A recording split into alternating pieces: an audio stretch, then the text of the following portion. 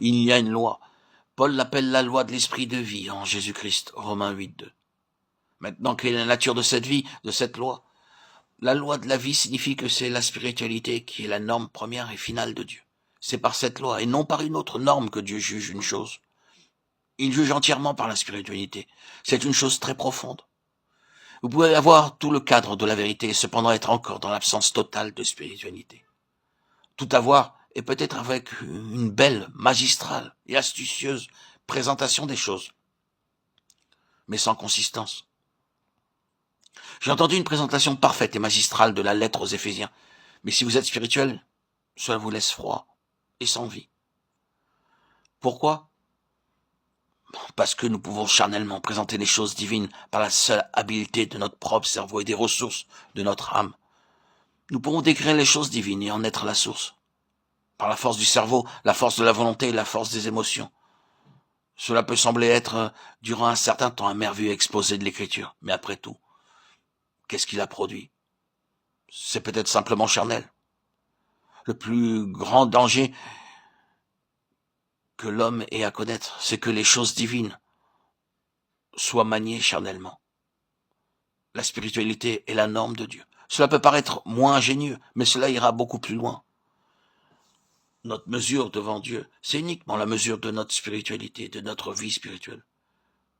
Ce qui nous caractérise est déterminé par notre vie spirituelle et par rien d'autre.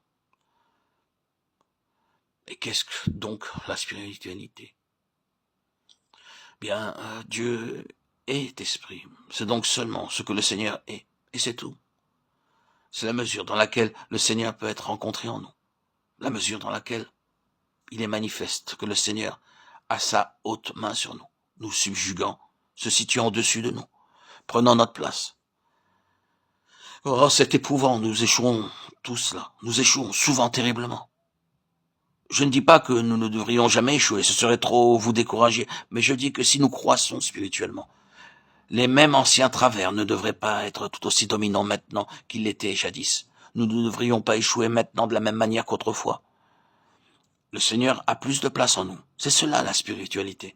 Ne pensez pas à la spiritualité comme à une certaine chose abstraite, volant quelque part en haut, dans les airs, à des mots et toutes sortes de discussions évoquant des choses élevées et vertueuses, qui ne sont, après tout, que mentales. Ce n'est pas la spiritualité. Il y a une fausse spiritualité qui est une totale tromperie.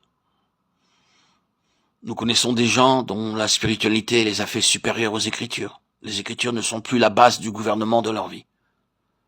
Peu importe ce que la Bible dit, le Seigneur n'avait dit de faire cela, disent-ils.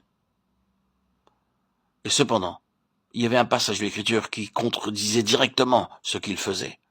Vous pouvez dire que c'est extrême, mais c'est seulement l'aboutissement d'une fausse spiritualité qui commence bien quelque part.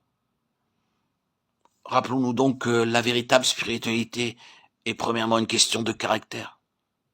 Est-ce que le Seigneur est rencontré? Est-ce que cela s'enregistre en nous comme procédant du Seigneur? Bien, la loi de la vie, c'est la spiritualité. C'est une vie spirituelle, parce qu'elle est la vie de Dieu.